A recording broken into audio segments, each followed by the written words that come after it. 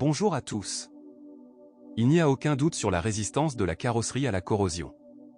Même sur les premiers crossovers, les puces semblent venir d'apparaître. Sur un Sportage d'occasion, prenez le temps d'ouvrir le capot. Le fait est que son château est faible. À propos, sur les voitures sous garantie, la serrure était généralement mise à jour gratuitement. Les buses de lave-glace et de lunettes arrière sont également menacées, elles ont également été remplacées sous garantie. Cependant, les pièces coûtent un joli centime et ne feront pas une grosse brèche dans la poche du deuxième propriétaire.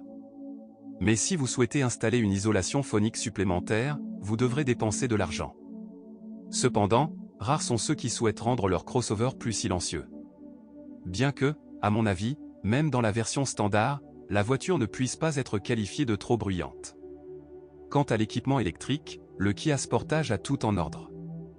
L'électricité n'est pas compliquée, c'est pourquoi elle ne vous dérange pas avec des problèmes.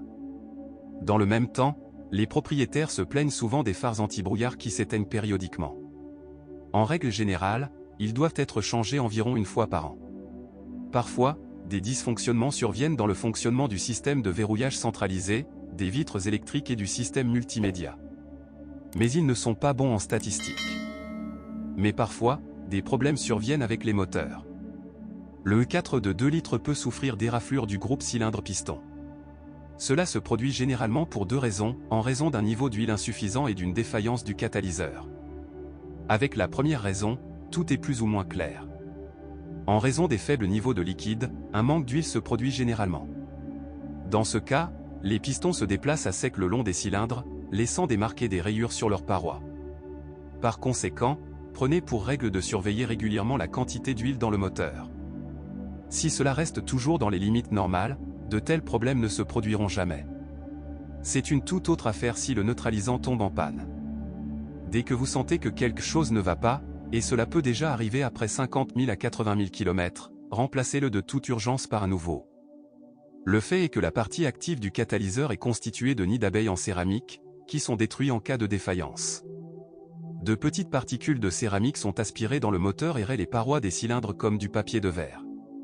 Considérez que la réparation du moteur ou le remplacement du bloc cylindre est garanti. Par conséquent, gardez un œil sur le neutralisant et changez-le à temps. Certains propriétaires ont coupé le catalyseur défaillant et installent ce qu'on appelle leur. De plus, cela s'applique dans une moindre mesure au moteur atmosphérique de 1,6 litres d'une puissance de 132 chevaux. Certes, ce moteur est très rare sur notre marché. On ne peut pas en dire autant de sa version turbo-compressée du même volume. Le moteur n'a pas encore accumulé de statistiques de dysfonctionnement, peut-être en raison de son âge relativement jeune. Cependant, ce moteur n'a pas encore beaucoup de problèmes. Même le turbocompresseur ne s'est pas encore compromis. Mais certains Hyundai Tucson ont déjà parcouru quelques centaines de milliers de kilomètres. Nous espérons que la situation en matière de fiabilité ne changera pas radicalement avec l'âge. Les deux moteurs sont équipés d'une chaîne métallique pour entraîner le mécanisme de distribution de gaz. La durée de vie réglementée est d'environ 200 000 km. En réalité, elle peut supporter davantage. À ce jour, aucun cas d'étirement prématuré de la chaîne n'a été enregistré. Mais il y a une forte probabilité qu'au cours de la 4e ou 5e année de vie, les moteurs à essence commencent à transpirer l'huile en raison des JO. Peut-être pouvons-nous également recommander, après avoir travaillé longtemps à la limite, de laisser le moteur tourner au ralenti quelques minutes pour refroidir les roulements de la turbine. Bien que les moteurs à combustible lourd modernes n'aient pas particulièrement besoin d'un calage supplémentaire, cette recommandation ne sera néanmoins pas superflue. Mais avec une transmission automatique à double embrayage DCT à cet rapport, des problèmes surviennent parfois. Même sur des exemplaires relativement récents, la boîte peut bégayer et trembler dans les embouteillages, ce qui ne constitue cependant pas une raison pour des réparations urgentes. Habituellement, dans l'intervalle de 100 000 à 150 000 km, vous devrez changer le kit d'embrayage ou l'unité mécatronique. La principale procédure qui prolonge la durée de vie de ce mécanisme est la vidange d'huile régulière tous les 40 000 à 60 000 km. De plus, dans les embouteillages la box a tendance à surchauffer. Par rapport au robot, les mécaniciens semblent plus avantageux. Cependant, après des centaines de milliers de kilomètres, les deuxième et troisième vitesses peuvent être engagées avec un effort notable en raison d'une usure prématurée des synchroniseurs. Les Coréens affirment que cette maladie a déjà été guérie il y a plusieurs années. Cependant, le défaut, non, Non, apparaît bel et bien sur certains modèles Kia.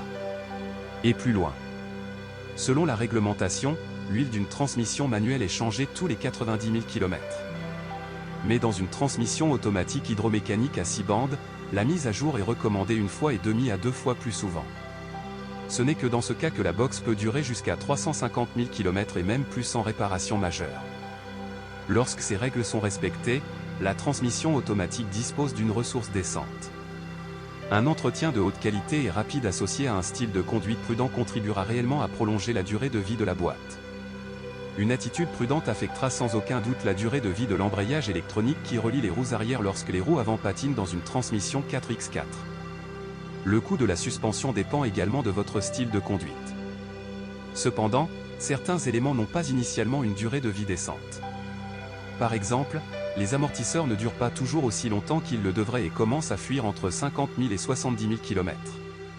En cas de panne, au lieu d'une pièce de rechange standard, il est préférable d'installer une marque non originale mais connue.